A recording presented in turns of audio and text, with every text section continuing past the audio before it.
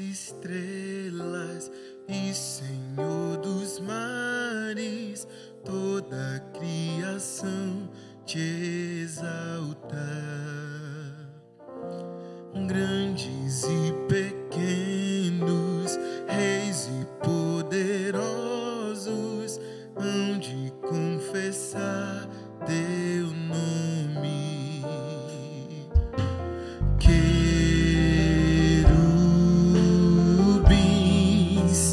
aos teus pés se prostram,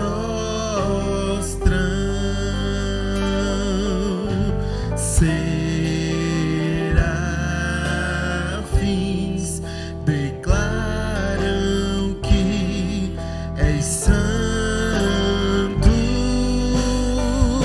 e a minha alma adora-te por tuas obras e por quem tu és, de tua glória, Shekinah, toda a terra se encherá para sempre, és e sempre serás.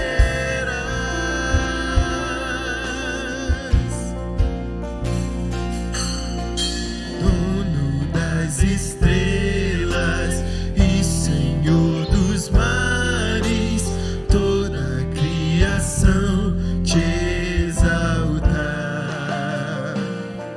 Grandes e pequenos, reis e poderosos, hão de confessar teu nome. Querubins aos teus pés se prostram,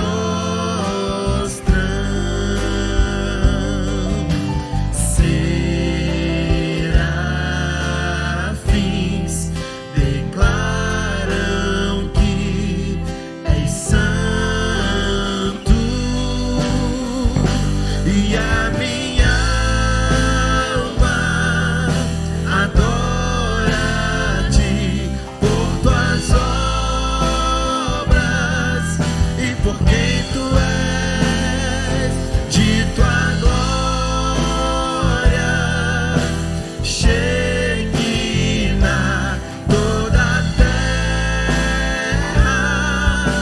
se encherá para sempre, és e sempre serás.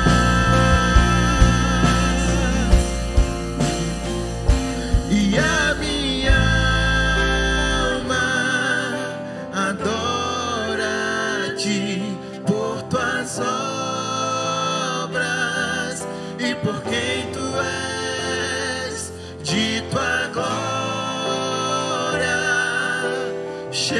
Shekinah, toda a terra se encherá para sempre, és e sempre serás, e sempre serás, e sempre serás,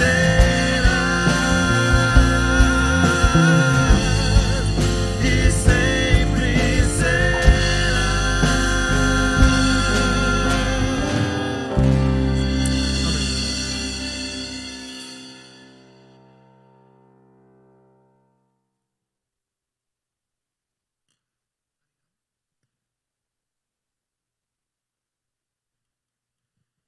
Sejam bem-vindos a mais um culto. Prestamos ao nosso Deus. Estamos muito felizes por mais essa oportunidade de louvar ao Senhor. Felizes com a sua presença aí online. Você está convidado para estar conosco, louvar, orar, engrandecer o nome do Senhor. Estamos muito felizes por mais esse momento. queríamos lembrar você nesse momento do reinício da nossa EBD. A escola bíblica ela começou hoje pela manhã. Tivemos um aulão falando sobre relacionamento familiar, comunicação e o relacionamento familiar. O nosso pastor Anilton, nosso pastor Joel. Se você perdeu, foi muito bom, mas não está nada perdido ainda. Você pode ir no nosso canal e vai estar lá disponível. Está lá disponível o aulão que marcou o início da nossa EBD, certo? E convidamos e lembramos aos irmãos que a partir do próximo domingo, 8h30 da manhã, estaremos retornando na sala de aula com a EBD com ensino híbrido. São poucas vagas presenciais, então é importante que o irmão, durante essa semana, se inscreva na secretaria da igreja, tá certo? Entre em contato com a igreja, faça sua inscrição, diga que você quer participar da sala de EBD, que vai estudar o livro de Colossenses. Faremos um estudo, com a graça do nosso Deus, bem aprofundado sobre o livro de Colossenses. E aí, como as vagas são limitadas, faremos rodízios com as pessoas interessadas em estar presencialmente, certo? E, posteriormente, outras salas e outros assuntos, temas irão sendo acrescentados para a glória de Deus. Daqui para o final do ano está tudo normalizado, em nome de Jesus. Lembramos também a você a importância dos dízimos e das ofertas para a nossa igreja. Principalmente porque nós todos sabemos que a nossa igreja é uma igreja que está na rua, tem vários projetos. Temos a igreja na rua. Hoje o pastor lembrou sobre a campanha dos cobertores, né? Se você puder participar, entre em contato com a igreja e faça a sua doação de cobertores, tá certo? Precisamos continuar apoiando o Agir, o Agem, o Desafio e diversos projetos que nossa igreja tem. Então, não deixe, meu irmão, de fazer parte dessa luta, dessa bênção que é estar trabalhando, ajudando outras pessoas que precisam e mantendo, né, a casa do Senhor. Então, mais uma vez, digo que estamos felizes e você está convidado para, a partir de agora, louvar, engrandecer o nosso Deus com a nossa equipe de louvor. Se concentre, mesmo em casa, participe desse culto, porque o culto não é para mim, não é para ninguém, mas para o nosso Deus. Amém? Deus abençoe.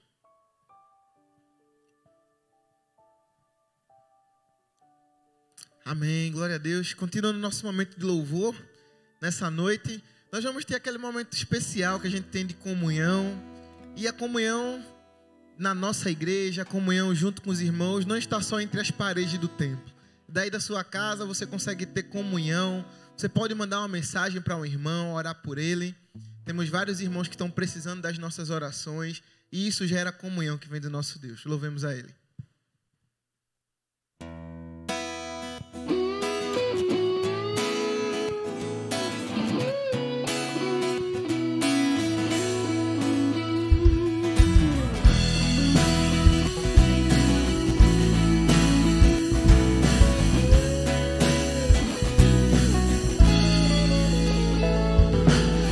De alegria, de celebração, a igreja reunida nessa comunhão, na presença do Pai. Este é o dia que Ele mesmo fez para repartir o pão e juntos outra vez cantar essa canção. Como é bom vivermos juntos em união.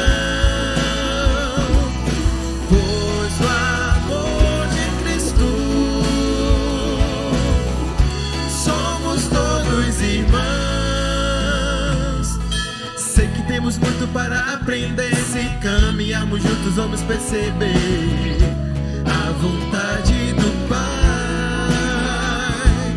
Sem você eu sei que posso desistir. Você sem mim talvez não possa conseguir. Precisamos de Cristo. Como é bom vivermos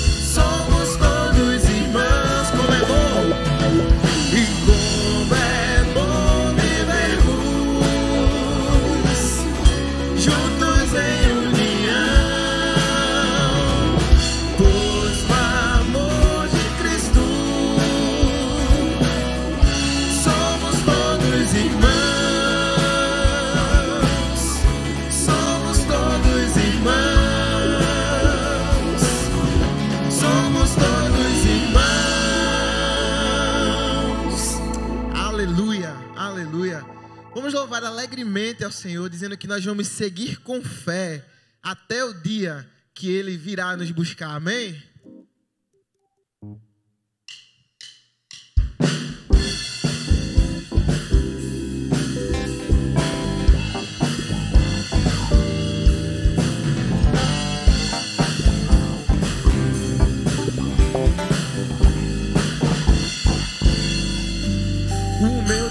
É maior que os meus problemas, eu não temerei. Com Jesus eu vou além, ainda que a figueira não floresça e não haja frutos na videira, eu não temerei não. Você que para além das nuvens, o sol não deixou de brilhar, só porque a terra escureceu. A minha vida está em Deus, eu sei que tudo posso em Deus.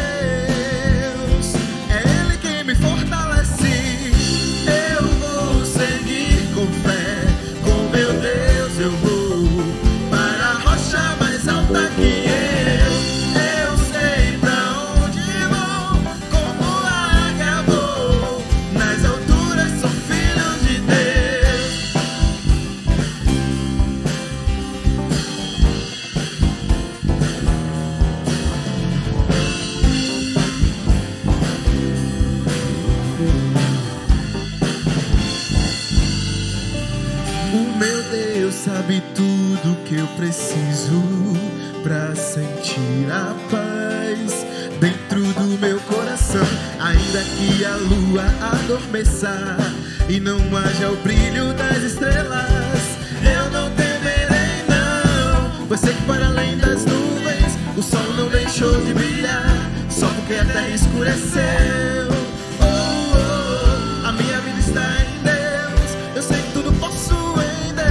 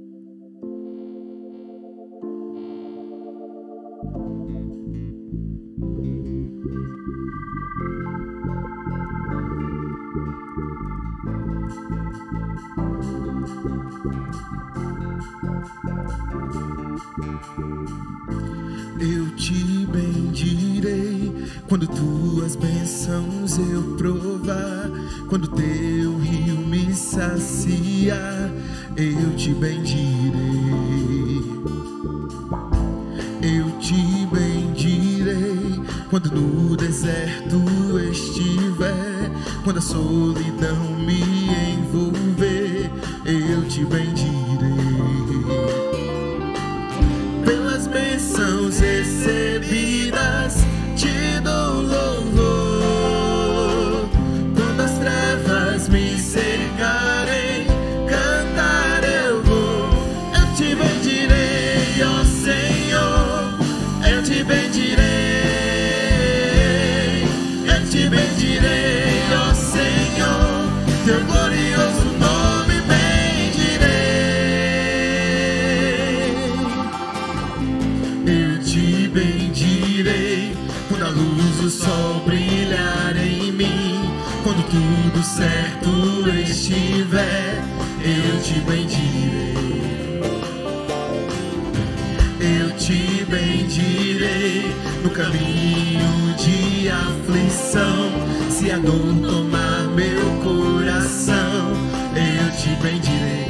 Pelas bênçãos recebidas, pelas bênçãos recebidas, te dou louvor. Quando as trevas me cercarem, cantar eu vou. Eu te bendirei, ó Senhor, eu te bendirei. Eu te bendirei, ó Senhor, teu glorioso nome bendirei. Eu te bendirei, ó Senhor, eu te bendirei. Eu te bendirei, ó Senhor, teu glorioso nome bendirei. Ó soberano Deus, em ti confiarei. Tu és o meu Senhor, teu nome bendirei. Ó soberano Deus, em ti confiarei. Tu és o meu Senhor, teu nome bendirei.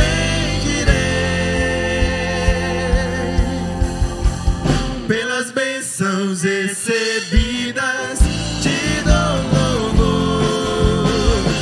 Quando as trevas me cercarem, cantar eu vou. Eu te bendirei, ó Senhor, eu te bendirei.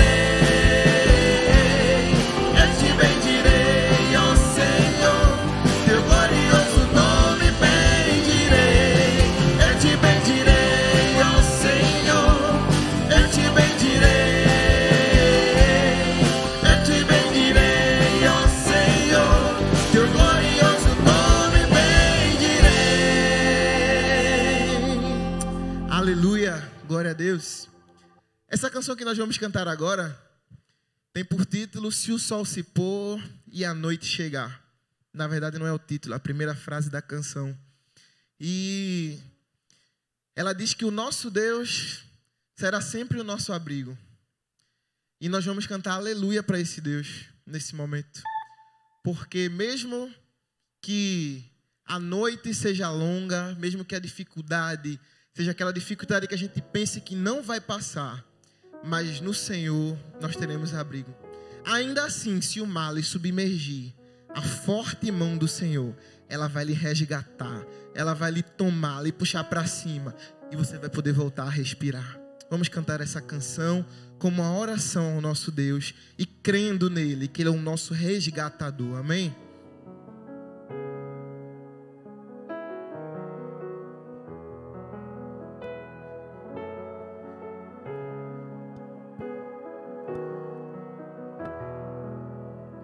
Se o sol se pôr e a noite chegar, tu és quem me guia. Se a tempestade me alcançar, tu és meu abrigo. Se o mar me submergir, a tua mão me traz à tona pra respirar e me faz andar sobre as águas.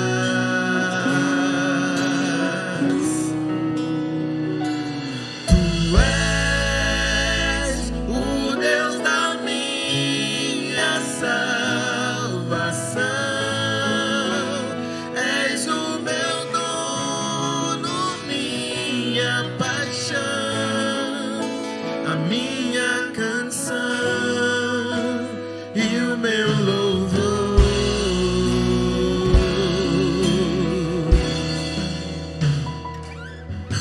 Se o sol se pôr e a noite chegar, tu és quem me guia. Se a tempestade me alcançar, tu és meu abrigo. Se o mar me submergir, a tua mão me traz à tona pra respirar e me faz andar sobre as águas. Tu és Senhor, tu és o Deus da minha salvação. És o meu dono, minha paixão, a minha canção e o meu louvor.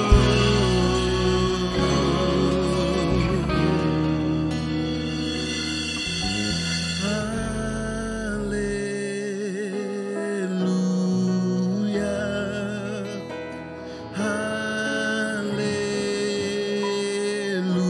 aleluia,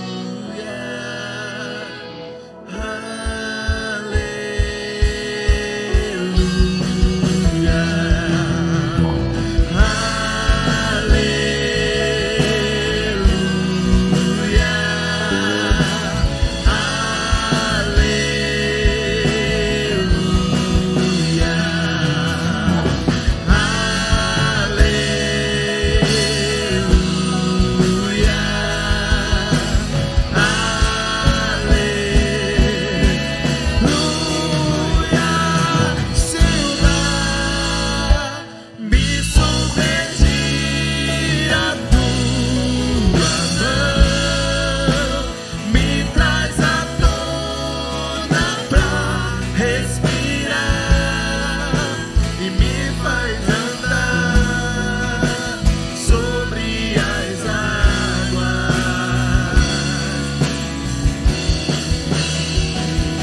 Tu és o Deus da minha salvação.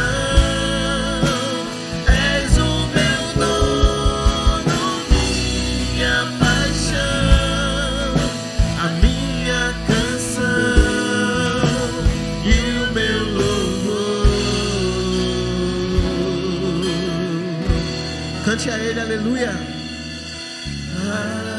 Aleluia,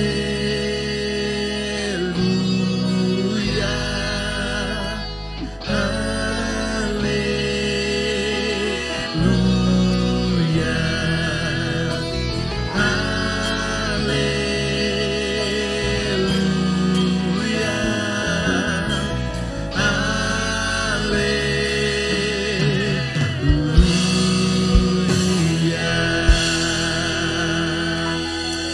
Senhor Jesus, nós queremos te agradecer, Senhor, por mais um culto que o Senhor permitiu, ó Pai, que pudéssemos prestar a Ti, Senhor.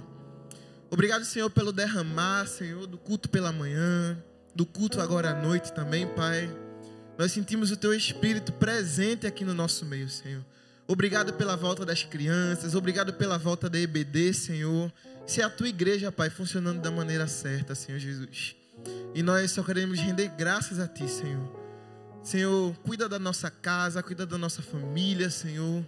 Espírito Santo, nos dá uma semana de paz, debaixo da Tua graça, Senhor.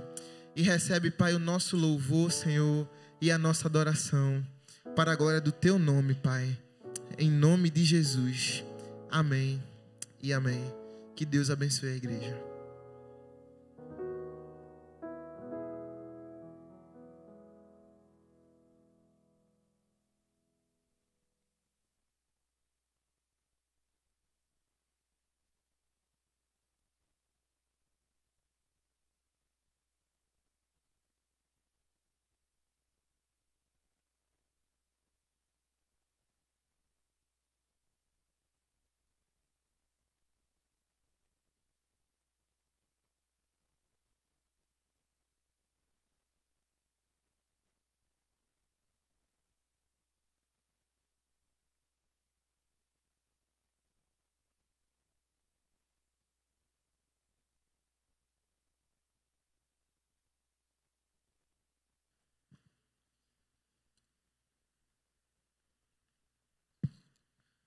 A graça e a paz do Senhor Jesus.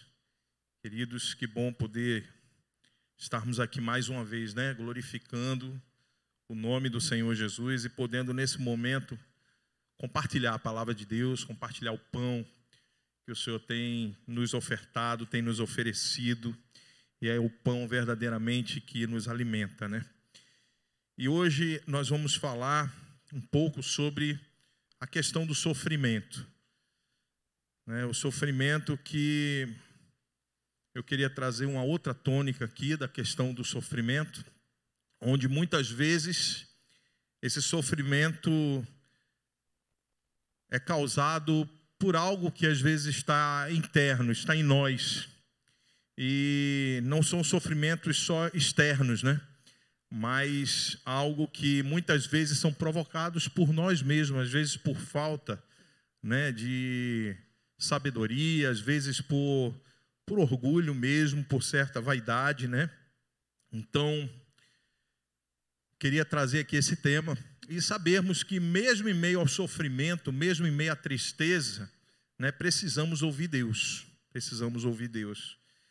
E nada melhor para tratar esse tema aqui com a igreja, né, nessa noite, é falarmos sobre o profeta Elias, que passou um período, né, de sofrimento, de tristeza profunda.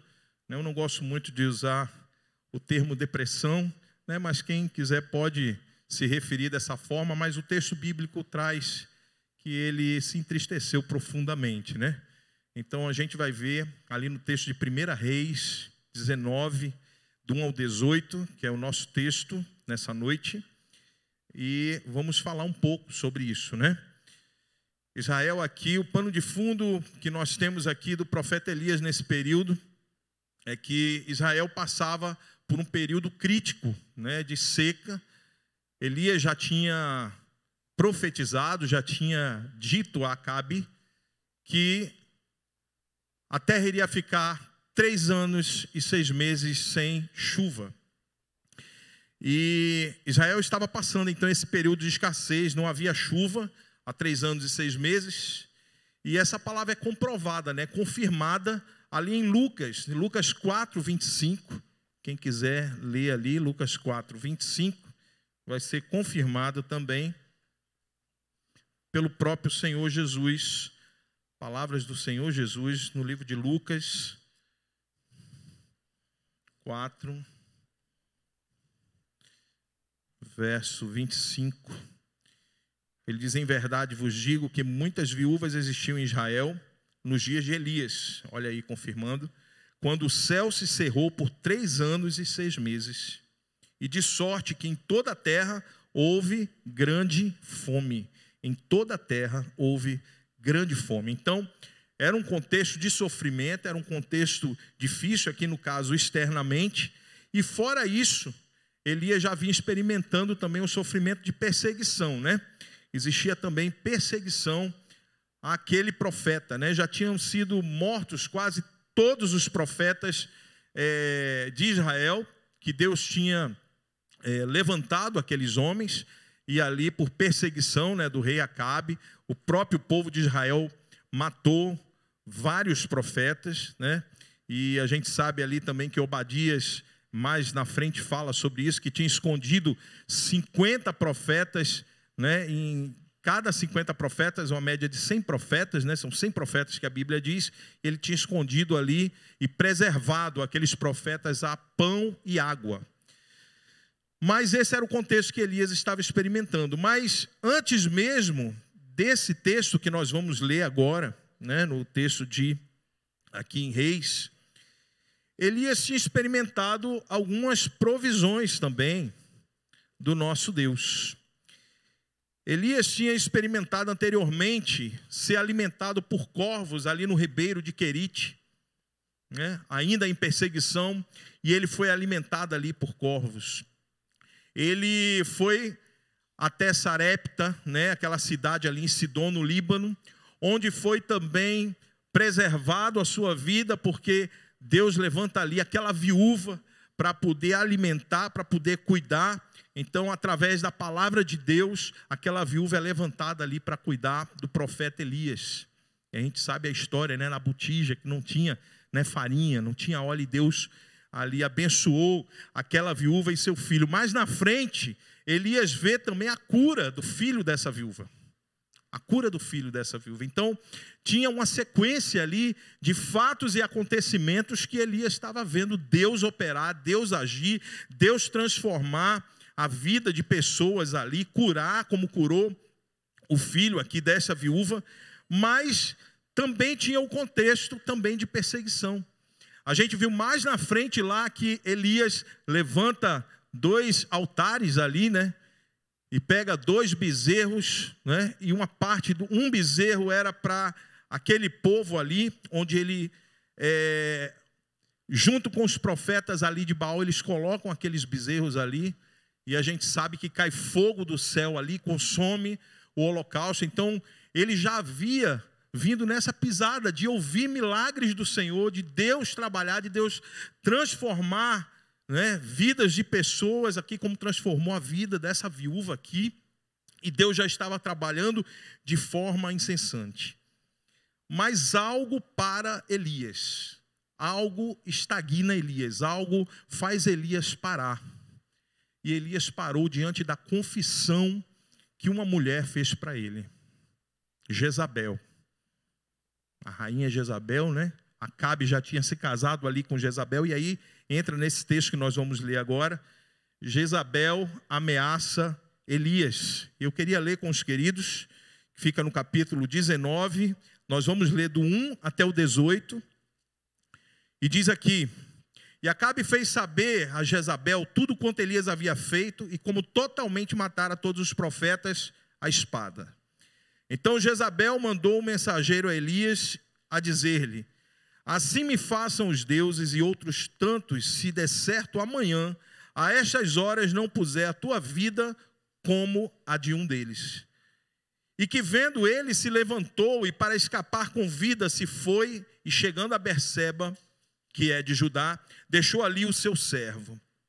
Ele, porém, foi ao deserto, caminho de um dia, e foi sentar-se debaixo de um zimbro, de uma árvore, e pediu para si a morte, e disse: já basta, o Senhor, toma agora a minha vida, pois não sou melhor do que meus pais. E deitou-se e dormiu debaixo do zimbro, e eis que então um anjo o tocou e lhe disse: levanta-te, come. E olhou, e eis que à sua cabeceira estava um pão cozido sobre as brasas, e uma botija de água, e comeu e bebeu, e tornou a deitar-se. E o anjo do Senhor tornou segunda vez, o tocou, e disse: levanta-te, come, porque te será muito longo o caminho. Levantou-se, pois, e comeu e bebeu, e com a força daquela comida ele caminhou 40 dias, 40 noites até Horebe, o monte de Deus, e ali entrou numa caverna e passou ali a noite. E eis que a palavra do Senhor veio a ele e lhe disse: que fazes aqui, Elias? E ele disse: tenho sido muito zeloso pelo Senhor Deus dos exércitos, porque os filhos de Israel deixaram a tua aliança, derrubaram os teus altares e mataram os teus profetas à espada, e só eu fiquei. Buscam a minha vida para me tirarem. E Deus lhe disse: sai para fora e põe-te neste monte perante o Senhor. E eis que passava o Senhor como também um grande e forte vento, que fendia os montes e quebrava as penhas diante do Senhor. Porém o Senhor não estava no vento, e depois do vento um terremoto, também o Senhor não estava no terremoto. E depois do terremoto um fogo, porém também o Senhor não estava no fogo. Depois do fogo uma voz mansa e delicada.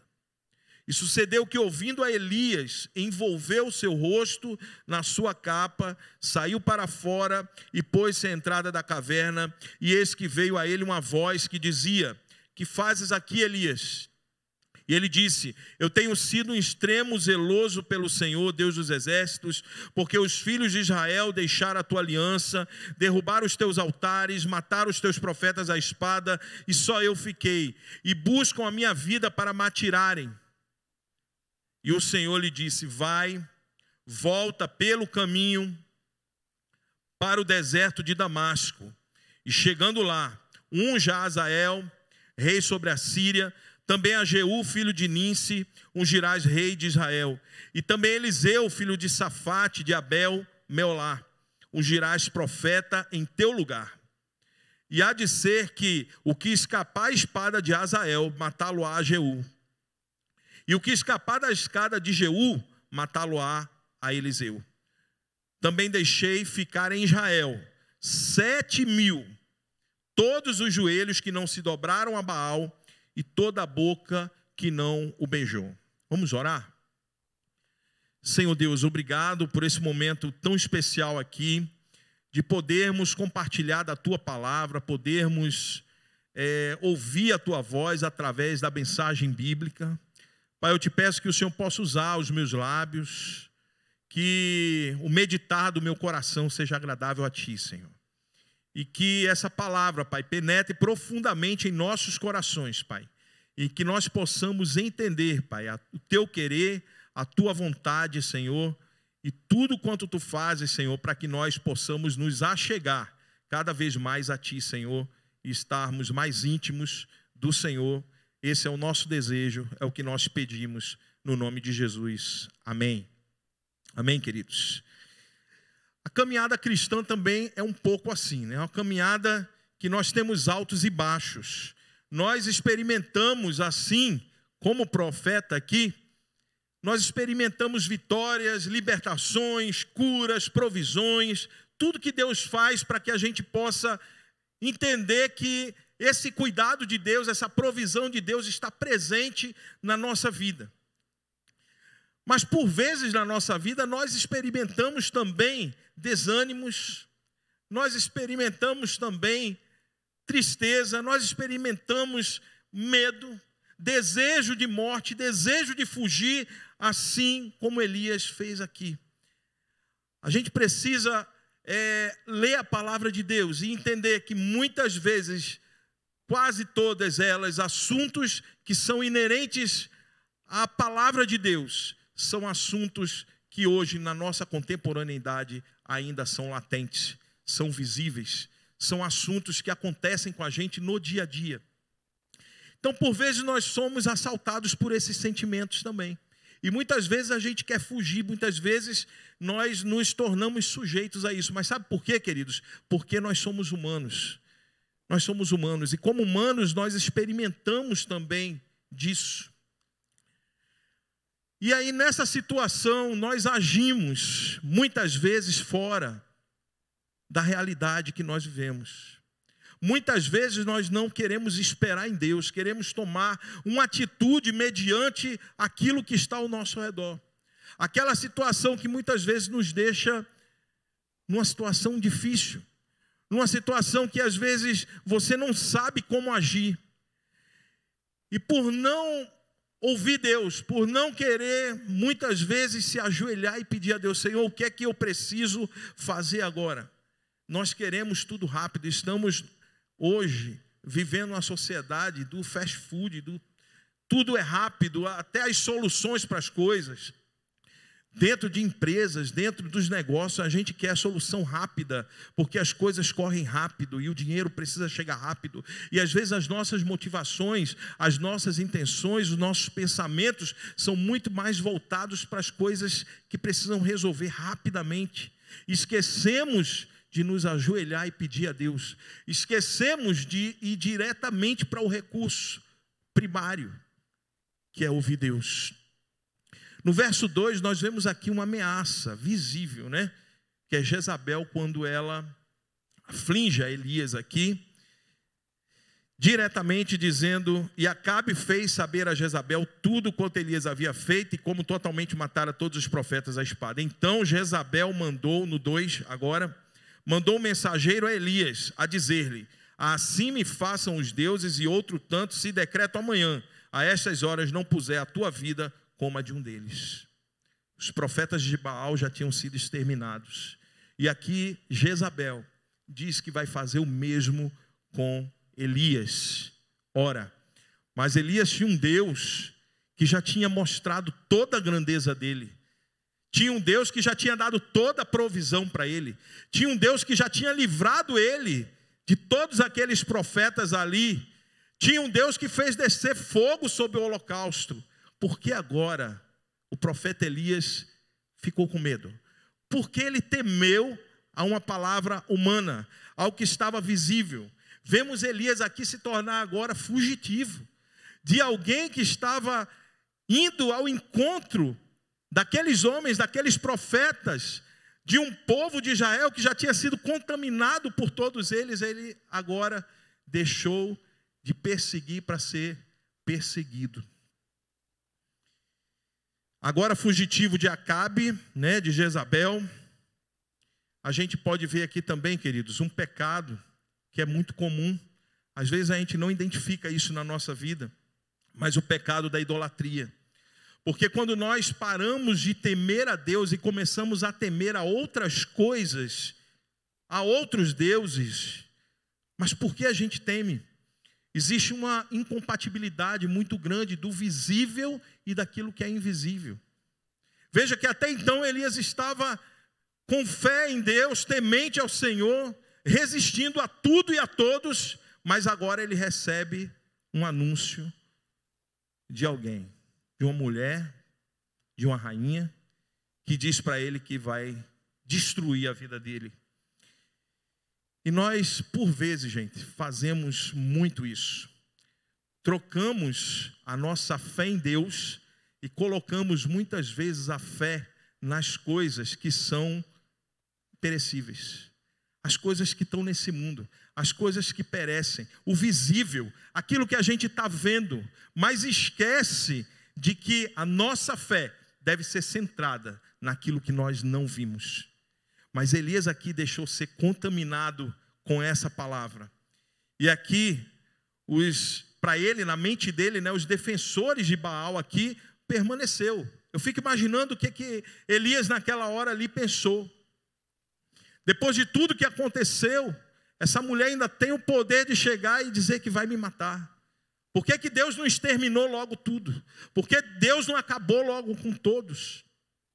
E a gente vai ver aqui algo real no texto aqui de 1 Reis, como a gente vê ele se vitimizar, ele se colocar numa posição como se ele fosse o único profeta existente. Mas a gente vai ver no fim do texto, lá no 18, como Deus providenciou a misericórdia de Deus pelo povo.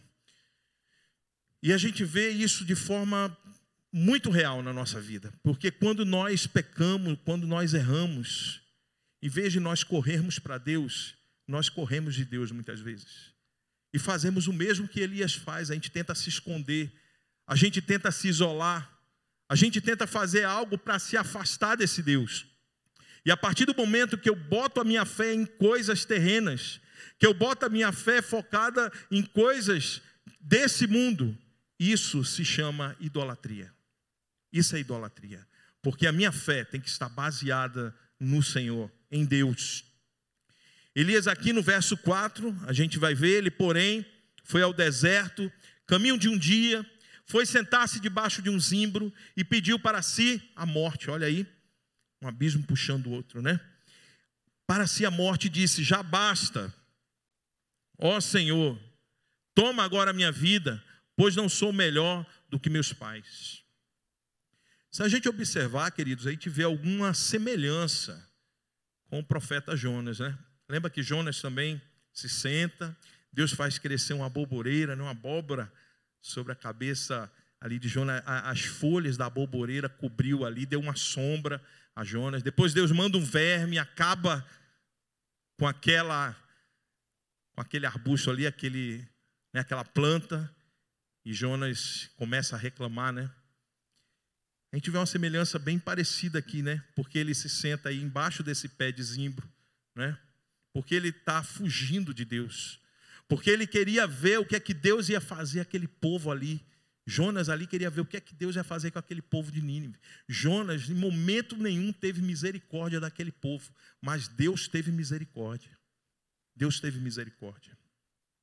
E Elias aqui, então, ele pede a morte, né? A gente acredita que nessa tristeza profunda, porque o homem, para chegar a isso, né, usamos o termo hoje, nos dias de hoje, uma depressão profunda, né, onde ele pede a morte. Aqui nós vemos também um certo orgulho de Elias.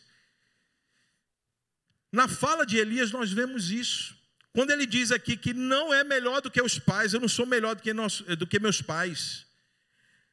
Então, os pais que eles estão se referindo aqui, queridos, são os patriarcas. Ele está se referindo aqui aos patriarcas. Ele não era melhor do que os patriarcas, mas Deus o chamou. Deus chamou ele para essa missão. Então Deus, aqui no texto, aqui quando ele diz, olha, toma agora a minha vida, pois não sou melhor do que meus pais. Não sou melhor do que meus pais. De certa forma, nós experimentamos isso algumas vezes na nossa vida, né? Experimentamos porque aqui a gente vê um certo orgulho de Elias, né? Então, olha, me mata logo. Ora, se a gente for parar para pensar, Elias já tinha tudo para morrer. Ele não precisaria ter fugido. Ele ficaria lá e esperava o que Jezabel falou para ele, que iria matar ele. Por que ele foge? Por que ele vai para bem longe? Se agora o sentimento dele é de morte. Porque ele diz, não, eu prefiro a morte agora. Senhor, olha, tira a minha vida, eu não sou melhor do que meus pais, eu não sou melhor do que ninguém. E aqui a gente vê, né? No verso 5 e 6 e 7, a provisão e o cuidado de Deus, mesmo em meio a esse sofrimento do profeta Elias. A provisão e o cuidado de Deus, mesmo em meio a essa desobediência do profeta. Porque não foi Deus que mandou ele ir para o Monte Horebe. Em nenhum momento no texto você vai ver Deus mandando ele para lá. Tanto é que no final do texto, Deus manda ele de volta para o deserto. Ele, por conta própria, ele foi para lá, para o monte. E aqui a gente vê a provisão de Deus, né? No verso 5, ele vai dizer, e deitou-se, dormiu debaixo do zimbro, e eis que então um anjo tocou e lhe disse, levanta-te, come. Olha a misericórdia de Deus aí. E olhou, e eis que sua cabeceira estava um pão cozido sobre as brasas, uma botija de água, e comeu e bebeu, e tornou a deitar-se. No 7 ele vai dizer, o anjo do Senhor tornou a segunda vez e tocou, e disse, levanta-te e come, porque te será muito longo o caminho. Será muito longo o caminho. Aqui a gente vê ele sem forças, desmotivado, sem querer levantar, ele come, volta a deitar novamente, mas a gente vê que ele faz um caminho, e às vezes o caminho talvez fosse mais curto para ele, talvez fosse mais curto, mas Deus queria que ele fosse para o deserto. Então Elias decide ir direto ao Monte Horebe, ou Sinai, né, que era o outro nome do monte, lugar onde Deus tinha se revelado ali para Moisés, e ele corre e vai para aquele monte, ele vai até lá. Que caminhada, eu fico pensando, que caminhada nós precisamos fazer? Que caminho muitas vezes nós precisamos recorrer? Muitas vezes a gente faz um caminho que não foi Deus que mandou, mas a gente faz o caminho porque a gente quer fazer. Não simplesmente porque nós entendemos, ouvimos que Deus disse, olha, segue por aqui, faz esse caminho, que é o caminho que eu vou te guiar. E muitas vezes, esse caminho que nós fazemos, a gente acaba errando. No verso 8, 9 e 10, ele vai dizer, levantou-se, pois, e comeu, e bebeu, e com a força daquela comida, ele caminhou ainda 40 dias e 40 noites, até Horebe, o monte de Deus.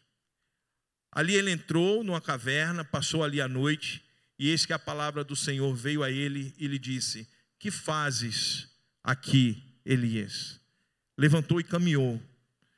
Mesmo sem motivação, gente, ele se levanta com a comida que foi dada pelo anjo ali, e ele se levanta e anda 40 dias e 40 noites. Isso remete também lá, 40 dias e 40 noites, Jesus no deserto, né? E depois tentado por Satanás. O tempo que Moisés passou. Quanto tempo, isso aqui talvez seja um número simbólico, mas o tempo que ele passou ali, a gente pode observar aqui como estava o coração desse profeta. A gente pode parar e pensar como estava o coração de Elias ali. Um coração desgostoso, temeroso, ainda duvidoso do que Deus poderia fazer. Ele estava fugindo de Deus, e Deus ainda ali, ó, perto dele, enviou os anjos e dizendo: olha, eu estou cuidando de você. Você não está entendendo o que eu estou querendo falar com você. E muitas vezes na vida da gente é assim, gente. Deus faz assim. Às vezes a gente toma outros rumos, outros caminhos na vida, e Deus diz assim: olha, eu ainda estou aqui com você, eu ainda estou cuidando de você. Eu não queria que você tivesse caminhado para aí. Mas aí, permita a minha palavra, oportunismo. A oportunidade, Deus aproveita a oportunidade, mesmo às vezes em caminhos errados que os homens fazem, a misericórdia de Deus chega ali. Assim como chegou aqui. E Elias aqui experimenta, Elias aqui recebe essa misericórdia de Deus ali, o alimento, né? E entra agora numa caverna. Além dele subir para o monte onde Deus não mandou, ele agora vai para dentro de uma caverna. Ele vai para dentro de um local onde ele pode experimentar a solidão dele. Onde talvez ele, sem saber, muitas vezes no momento de dificuldade, a gente fica sem saber nem o porquê nós estamos ali. Não é assim? Às vezes as dificuldades são tão grandes que às vezes a gente não sabe nem por que tomou aquele rumo, nem por que foi até ali, mas ali ele entra em estado de solidão. Deus pergunta a ele: Elias, o que fazes aqui? O que tu estás fazendo aqui, Elias? E a gente vai ver a resposta de Elias agora. A resposta dele foi indireta, né? Não foi uma resposta direta a Deus. E aí ele fala: tenho sido, verso 10, tenho sido muito zeloso pelo Senhor, Deus dos exércitos, porque os filhos de Israel deixaram a tua aliança, derrubaram os teus altares, mataram os teus profetas à espada, e só eu fiquei, e buscam a minha vida para me atirarem. Elias aqui no texto, ele deixa claro que ele está sozinho, ele está em solidão. Nesse momento aqui, ele acha que só existia ele como profeta que poderia levar e proclamar o reino de Deus, assim como Deus estava junto dele e outorgando ele para que ele saísse daquela caverna. Ele achava que somente a salvação estava sobre a vida dele, a responsabilidade estava sobre ele. Gente, não é muito diferente às vezes da gente, não. Talvez aqui Elias não compreendeu a relevância do que Deus queria falar para ele. Deus, quando manda ele sair da caverna, manda ele sair para ter intimidade com ele, para ouvir ele. Mas Elias em momento algum saiu. Elias em momento algum obedeceu. E aí ele diz, né? No 11. E Deus lhe disse: sai para fora, mais uma vez. Sai para fora. Põe-te nesse monte perante o Senhor. Eu sei que a pessoa com depressão, a pessoa deprimida, muito triste, com medo, não é, do que estava acontecendo, com certeza age dessa forma. Elias aqui talvez tenha subentendido que a reclamação dele, aquilo que ele já havia falado a Deus, condenaria totalmente todo Israel, todo aquele povo que já tinha se contaminado com outros deuses, com Baal. Talvez ele subentendesse aqui que o povo de Israel teria que ser castigado com fogo, com terremoto. Talvez na mente dele ele disse: olha, Deus não está fazendo aquilo que ele deveria fazer. Acredito que ele se questionou muito com isso. Acredito que ele deve ter dito, talvez, esse povo que violou a aliança com Deus, como pode estarem vivos ainda, e ainda me perseguindo? Mas Deus tinha um propósito para aquele povo. Deus tinha um remanescente no meio daquele povo, não só um. A gente vai ver no final do texto. E ali Elias se sente ali incomodado, porque não viu a atuação direta de Deus. Vamos ler lá em 1 Reis 18, 21, 22.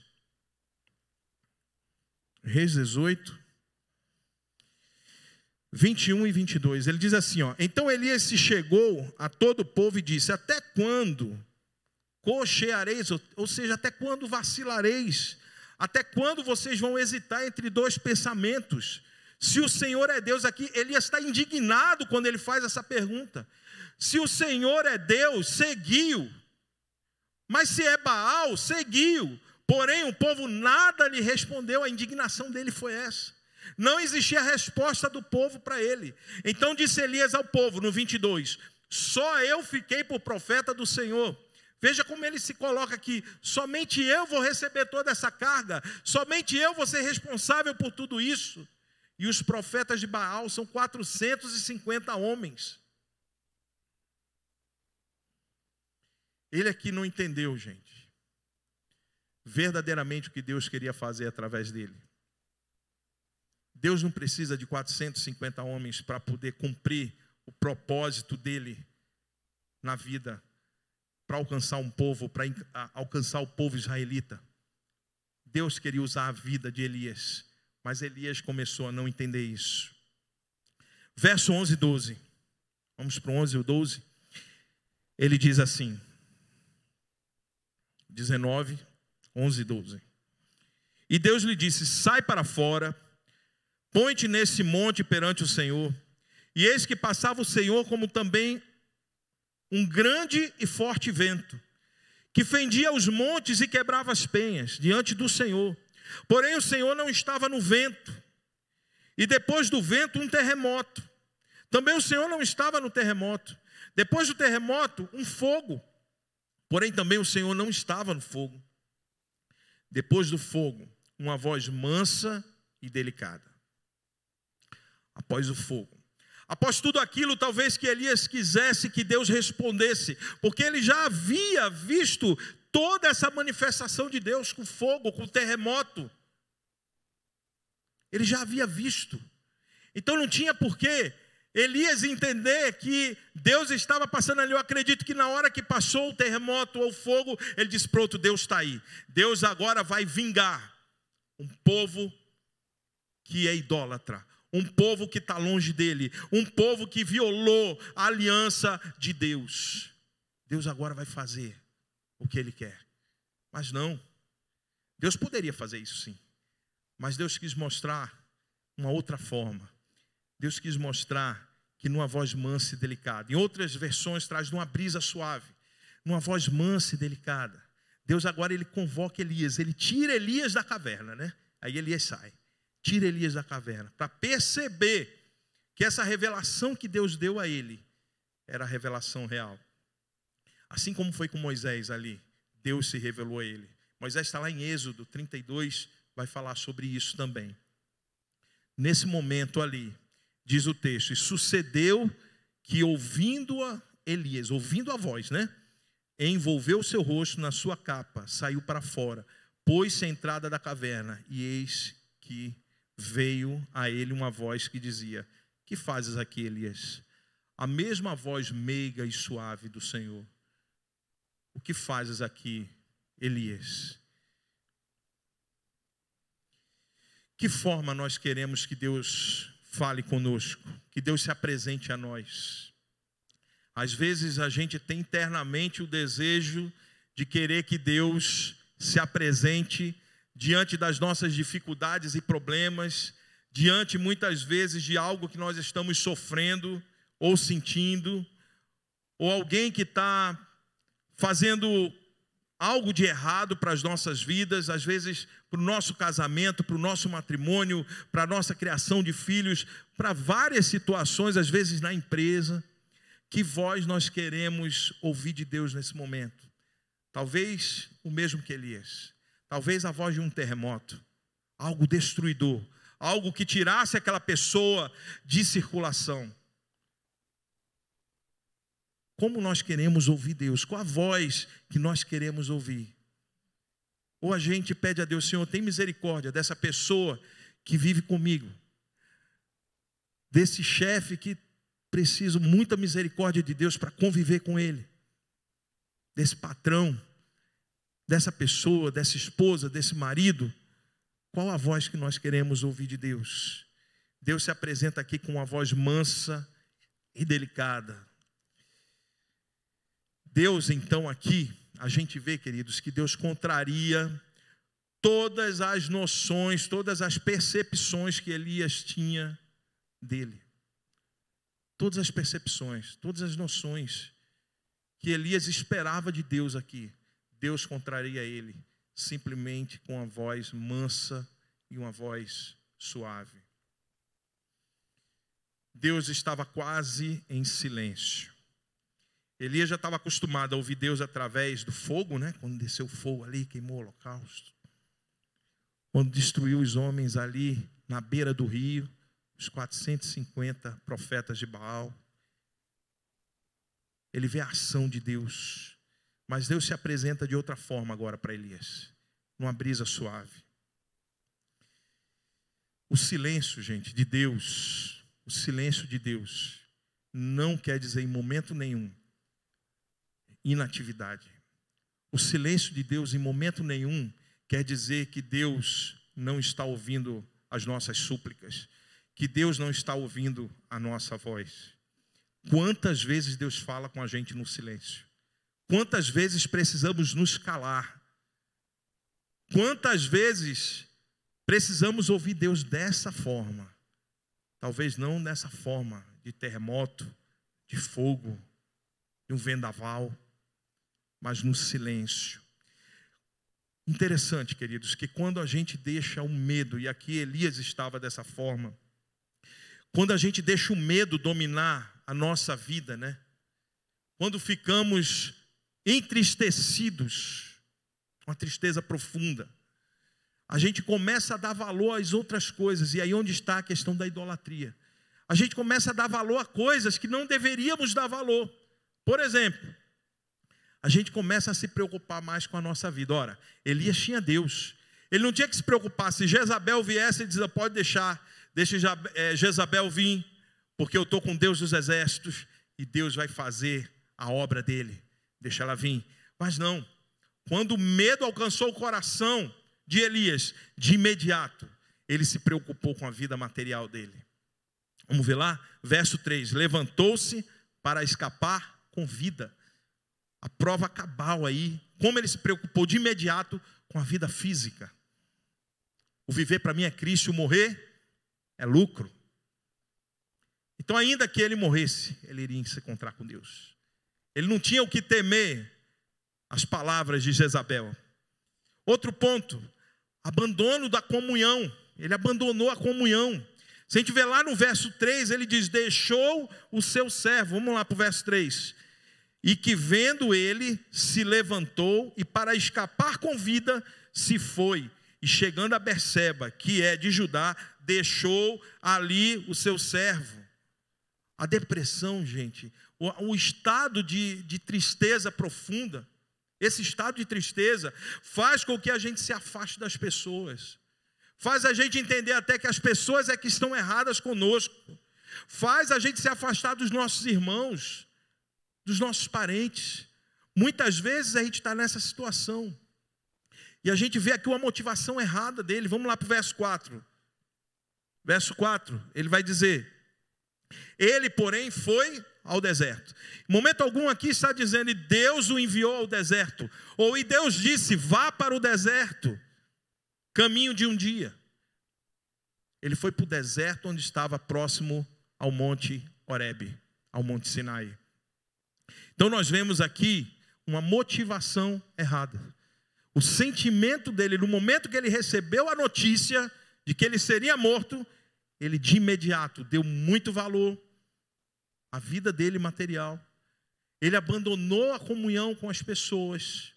Ele poderia ter levado o servo junto com ele, mas ele abandonou a comunhão. Ele começou a deixar essa motivação errada fazer com que ele caminhasse. E aí a gente vê o desinteresse pela vida. Verso 4 ainda, pediu para si a morte. Ele começa a se desinteressar pela vida dele. E quantas vezes, queridos, a gente está nessa mesma situação. Nos desinteressamos até em viver, porque na realidade nós estamos colocando outras coisas no lugar de Deus. Deus precisa ser o centro das nossas atitudes, das nossas ações, da nossa fé. Ele começou a botar fé em outras coisas. Ele começou a achar que ele próprio poderia cuidar da vida dele, física. Ele começou a entender que não precisava mais estar mais com ninguém ao lado. Ele abandonou a comunhão, mandou o servo embora. E a gente começa a se desinteressar pela nossa própria vida, ao ponto de chegar a pedir a morte. Fugimos muitas vezes para as nossas cavernas. Quantas vezes nas nossas vidas nós fugimos para algumas cavernas, né? Queremos a distância de algumas pessoas. Mas a verdade é que quando a gente está no pior momento da vida, a gente precisa correr para os braços do Senhor. Precisamos correr para Deus. Não podemos fugir dessa comunhão. No momento que estamos aqui reunidos em família, no momento que estamos aqui como igreja, Deus se manifesta através das pessoas. A gente vai ver no verso 13 aí, vamos lá para o verso 13, capítulo 19, verso 13. Ele vai dizer: e sucedeu que, ouvindo Elias, envolveu o seu rosto na sua capa, para fora, saiu para fora, pôs-se à entrada da caverna, e eis que veio a ele uma voz que dizia: que fazes aqui, Elias? Verso 13. Elias teve temor, teve respeito, com certeza. E novamente Deus faz a pergunta: o que fazes aqui, Elias, na caverna? Qual o seu medo, meu querido? Qual o medo que você tem? É o medo do desemprego? O medo do abandono, da doença, de perder alguém, algum ente querido da sua família? De morrer, de sofrer, de ser assaltado? Qual o medo que nós temos? Às vezes esses medos tomam o lugar de Deus. E esses medos acabam regendo a nossa vida. Esses medos acabam sendo um outro Deus. E Deus não quer dividir a glória dele, porque a palavra de Deus diz que Deus não divide a glória dele com ninguém. Mas como podemos estar sendo idólatras no momento que colocamos algo no lugar de Deus? Quando tememos a algo e não tememos a Deus, porque Deus quer que nós temamos a Ele. 1 João 4,18 diz que no amor não há medo. Ao contrário, o perfeito amor, ele lança fora o medo. Porque o medo, ele supõe castigo. E é por isso muitas vezes que as pessoas temem, pelo castigo que pode acontecer. Mas quem tem amor, aquele que ama, ele é aperfeiçoado a cada dia no amor. 1 João 4,18 fala sobre isso, esse amor sobrenatural de Deus sobre a nossa vida. Vamos para o verso 13. Já lemos aqui. Então, quando Deus repete essa pergunta, o que é que você está fazendo aqui? Após Deus demonstrar a sua presença numa voz suave, numa brisa suave, não na tempestade, não no terremoto, não no fogo. Deus já tinha mostrado a ele que ele não estava ali. Mas numa brisa suave, ele oportuniza agora Elias novamente a entender o que Deus queria da vida dele. Ele oportuniza Elias agora a revisar a sua resposta. É como se Deus dissesse: Elias, eu estou aqui. O que é que você faz aí dentro dessa caverna? Por que você está aí? E por incrível que pareça, queridos, Elias deu a mesma resposta. Vamos ler? Verso 14. E Elias responde: tenho sido extremamente zeloso. Olha, Senhor, como eu sou zeloso com o Senhor. Olha, Deus, como eu faço tudo para o Senhor. Como eu cultuo o Senhor. Como eu faço tudo que o Senhor quer. porque os filhos de Israel deixaram a tua aliança. De novo ele culpa os filhos de Israel que deixaram a aliança e realmente tinham deixado. Derrubaram os teus altares, mataram os teus profetas à espada, e só eu, Senhor, olha o vitimismo aqui, queridos, só eu fiquei. Todo esse peso está sobre a minha vida. E agora Jezabel está atrás de mim para me matar. Eu fiz tudo pelo Senhor, eu fiz tudo que eu podia. Só eu fiquei. E agora buscam minha vida, querem me matar. Elias, em momento nenhum, parou para pensar o que Deus queria realmente da vida dele, né? Deus queria algo mais de Elias. Deus tinha um plano para Elias. Deus disse: olha, eu ainda vou te usar. Você ainda vai ungir pessoas. Um rei que nasceria lá em Israel, seu substituto. Deus queria ainda usar Elias, o substituto de Elias. Ele iria ungir essas pessoas. O texto diz isso. Mas ele não estava entendendo nada. Ele queria ainda continuar fugindo de Deus. E aí nós vamos ver a resposta de Deus. Deus propõe um caminho de volta para Elias. Deus aqui vai mostrar a Elias que ele iria ungir o rei que destruiria a Jezabel e a Acabe. Só que ele precisou passar por tudo isso para que Deus pudesse se revelar a ele. Vamos para o 15. Ele diz: e o Senhor lhe disse: vai e volta pelo caminho para o deserto de Damasco. Olha, totalmente diferente do local onde ele estava. E chegando lá, unge a Azael, rei sobre a Síria, também a Jeú, filho de Ninsi, ungirás rei de Israel, e também a Eliseu, filho de Safate de Abel-Meolá, ungirás profeta em teu lugar. E há de ser que o que escapar da espada de Azael, matá-lo-á Jeú, e o que escapar da espada de Jeú, matá-lo-á Eliseu. Vamos parar aqui no 17. Deus ordena aqui um caminho de volta, queridos. E aí eu fico pensando, contextualizando para as nossas vidas. Quantas vezes entramos em algumas cavernas da nossa vida e passamos anos sem sair de lá? Quantas vezes nós desobedecemos e não ouvimos a Deus e queremos continuar dentro da caverna? E às vezes as motivações erradas levam a gente a estar lá. É por isso que eu falei no início da minha fala aqui. Muitas vezes os nossos sofrimentos nós mesmos causamos a nós mesmos.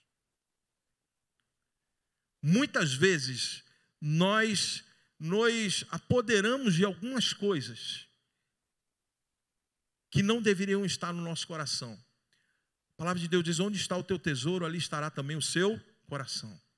Não devíamos nos apoderar disso, mas muitas vezes nos apoderamos de algumas coisas que levam a gente para algumas cavernas e caminhos errados, que depois, até para a gente sair de lá, fica difícil. Mas, aleluia, glória a Deus, que existe uma voz mansa e suave, dizendo para cada um de nós: sai da caverna, sai da onde você está. Deus ordena o caminho de volta. Deus agora vai dizer para ele: olha, volta lá para o deserto, onde você deveria ter ido desde o início. Onde você não deveria se preocupar com a sua vida, porque da sua vida cuido eu. Onde você não deveria se preocupar com o alimento, porque eu já provei a provisão na sua vida. Onde você não deveria se preocupar com nada, porque eu sou o Deus dos exércitos, o Deus que faz tudo, que abre o mar vermelho, o Deus que transforma a sua vida. O Deus que a cada dia está conosco nas piores dificuldades da nossa vida. Deus está presente. E Deus agora manda ele ungir, né? Ungir os reis que destruiria Acabe e Jezabel. Mais na frente a gente vai ver, se a gente ler Reis, a gente vai ver isso. Precisamos sair, queridos, então, das nossas cavernas. E às vezes as cavernas, né, o que significa essas cavernas da nossa vida, pode ser também uma fuga religiosa, né? Nós às vezes fugimos. Você vê, ele fugiu para o Monte Horebe, ali onde Moisés mesmo teve um encontro com Deus. Então podemos entender às vezes as nossas cavernas até como uma fuga religiosa. A gente pode até criar, né, falas e dizer, não, eu estou aqui, mas eu estou muito bem com Deus, tal, mas deixa que não está. Às vezes é só religiosidade. Às vezes a autocomiseração, né? O vitimismo, como ele se vitimizou aqui. Olha, só tem eu agora de profeta, e a gente vai ver que não era. Então Elias aqui se sentia infeliz, Elias se sentiu desfavorecido, né? Elias se sentiu aqui perseguido, como muitas vezes são sentimentos normais, gente, que acontecem com a gente. Precisamos estar atentos a tudo isso que ocorre ao nosso redor. Precisamos estar atentos. Às vezes a mania, né? E nessa situação aqui, pode haver também a mania de perseguição, achar que todo mundo está nos seguindo. A gente começa a ver sombra em todo lugar. Todo canto que a gente olha, não, porque fulano deve estar me perseguindo. Tem alguém querendo fazer o mal para mim. E qual é o Deus que nós cremos? Qual é o Deus que nós nos dobramos diante dele? Por que vamos temer a essas coisas? Vamos para o verso 18. Também deixei ficar em Israel 7.000. Olha aí. Elias não estava sozinho. 7.000, todos os joelhos que não se dobraram a Baal, toda a boca que não o beijou. Nós vemos aqui a misericórdia de Deus. Quando ele poupa 7.000 homens que não se dobraram a Baal, nem beijaram, né? Nem toda a boca, quando ele diz toda a boca que não beijou a Baal. Ou seja, eles permaneceram fiéis, gente. Eles permaneceram firmes no Senhor. De toda forma que Elias tinha tirado uma conclusão errada, né? Sobre que somente ele permanecia fiel. Que somente ele era o profeta que Deus tinha guardado.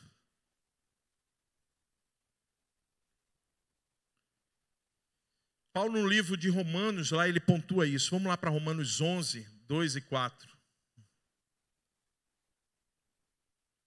Romanos 11,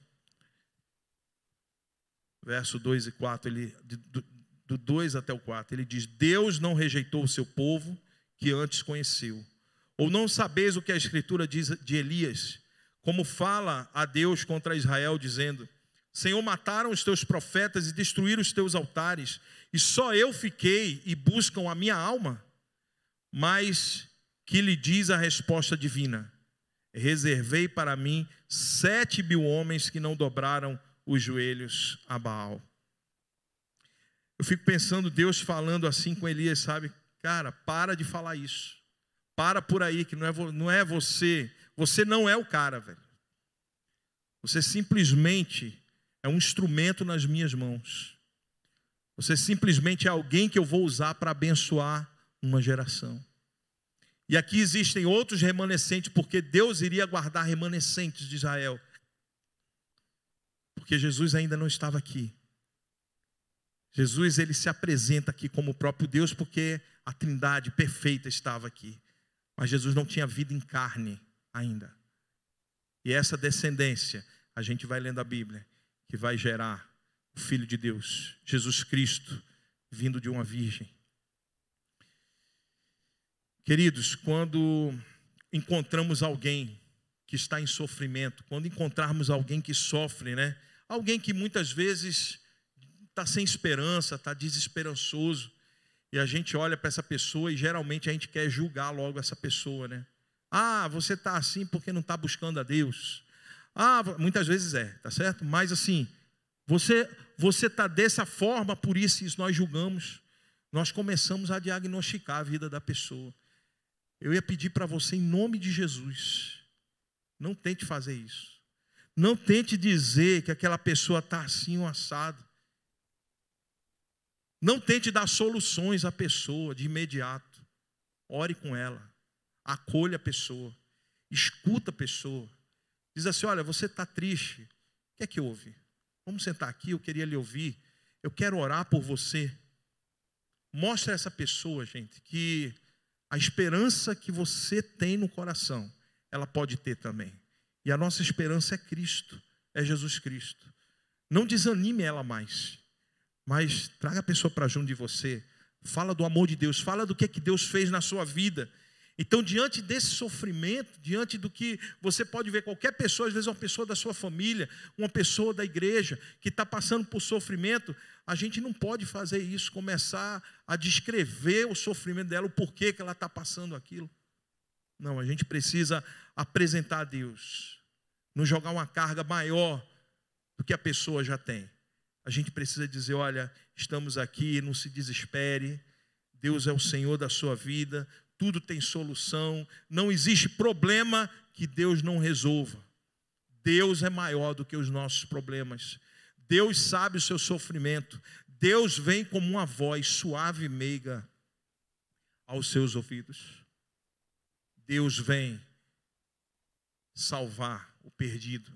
Deus vem em salvação dos nossos problemas. Que Deus possa abençoar, que Deus possa transformar a nossa vida, que o poder dele esteja sempre presente em nossos corações, que Deus possa transformar a cada dia o nosso coração, a nossa vida. Romanos 6,12, ele diz, não reine portanto o pecado em vosso corpo mortal, para não vos obedecer às vossas concupiscências, nem apresentei os vossos membros ao pecado por instrumento de iniquidade, mas apresentai-vos a Deus como vivo dentre os mortos, e os vossos membros a Deus como instrumento de justiça. Queremos nos apresentar diante de Deus. Senhor, estou aqui, Pai, me usa, me coloca diante do Senhor, para que eu seja vida na vida de outras pessoas, para que a tua vida que está em mim, a luz que não é nossa, lembra? A luz que nós refletimos Jesus, que essa luz possa alcançar um coração ferido, que essa luz possa trazer aquela vida que estava em trevas, para que ela possa conhecer a luz. E nós somos, assim como Elias, homens e mulheres usados por Deus para refletir a glória dele. Mas que nós possamos também lembrar que existem algumas cavernas, existem algumas coisas na nossa vida que nós nos enfiamos lá porque nós buscamos isso. Mas Deus não mandou a gente para ali. Mas mesmo com tudo, a misericórdia de Deus nos alcança.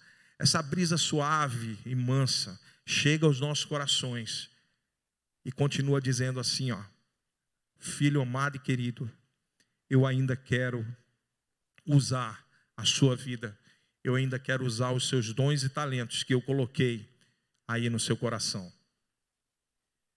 Que Deus possa abençoar a nossa vida, que nós possamos deixar o Espírito Santo atuar de forma sobrenatural em nós, e que vidas possam se render ao Evangelho de Cristo, através das nossas vidas, da sua vida, que nos escuta aí, que você possa se colocar diante de Deus e possa fazer a pergunta, Senhor, se existe ainda algo que desagrada, algo que está em nosso coração, no meu coração, que desagrada a Ti, que o Senhor possa tirar, possa extirpar, para que eu possa ser usado de forma excelente no Teu reino. Oremos.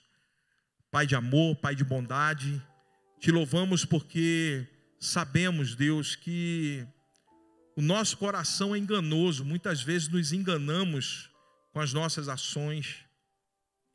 Nos enganamos, Pai, achando que a nossa motivação está correta. E muitas vezes nos excusamos, Pai, nos saímos. Muitas vezes nos enfiamos em algumas cavernas, Deus, que nós não deveríamos estar ali. Ó Pai, quais motivações que nós temos, Pai, que precisam ser retiradas, precisam ser extirpadas do nosso coração. Quais as motivações, Senhor, que o Senhor não quer que nós caminhemos com elas. Que Teu Espírito Santo, Pai, possa fazer uma limpeza. Que o Teu Espírito Santo possa transformar a cada dia o nosso ser, Pai. Que o nosso coração esteja sempre solícito a ouvir a Tua voz. Que as palavras que saem dos nossos lábios, Senhor, produzam vida na vida daqueles que estão ainda em trevas. Que a luz que não é nossa, é Tua, Senhor, que habita em nós, possa trazer, tirar o povo da escuridão. Que nós não possamos fazer como Elias, como Jonas ali, Pai, que não tem misericórdia, Senhor, do povo. Ó Deus, eu sei que o Senhor pode vir com terremoto, eu sei que o Senhor pode destruir tudo num sopro. Mas sabemos que o Senhor fez uma humanidade para salvar essa humanidade, Pai. E sabemos que muitos não vão te escolher, Pai, nós sabemos disso. Mas, Pai, quem nós pudermos proclamar o Teu reino e falar do Teu amor, e falar da Tua justiça, da Tua graça, que essa pessoa possa se render a Ti, que essa pessoa possa ter uma nova vida em Ti, Senhor. Porque em Cristo somos mais que vencedores, por intermédio de Ti, Jesus. Aquele sacrifício que o Senhor fez na cruz não foi um sacrifício vão. Foi um sacrifício, Pai, não só de perdoar pecados, não só para pagar a nossa dívida, mas foi um sacrifício, Deus, que destruiu, Senhor, o poder da morte, e na morte não tem mais poder sobre nós. Ó Pai, é por isso que não devemos temer a nada, Senhor. Não devemos, Pai, permitir com que tristezas profundas possam atingir o nosso coração. Mas ainda que isso aconteça, Senhor, permita-nos, Senhor, ouvir essa voz suave e meiga falando ao nosso coração. Faz a Tua vontade. Faz o Teu querer em nossas vidas. E que a Tua graça esteja sobre nós, sobre a nossa família. Que o Teu amor esteja aspergido totalmente em nosso coração. Ó Deus, Tua palavra diz que quem não ama não conhece a Deus, porque Tu és amor. 1 João 4,8, Deus. A Tua palavra nos garante isso. Então queremos aprender a amar como o Senhor amou, Deus. Mobiliza os nossos corações, mobiliza a nossa vida, para que a gente possa ter a intenção, o tempo todo, Deus, de buscar a Tua face. Que a gente possa ter essa intenção, Pai.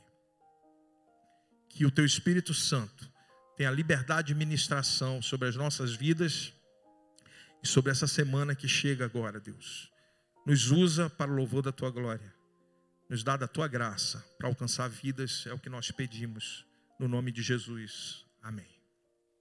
Amém, queridos.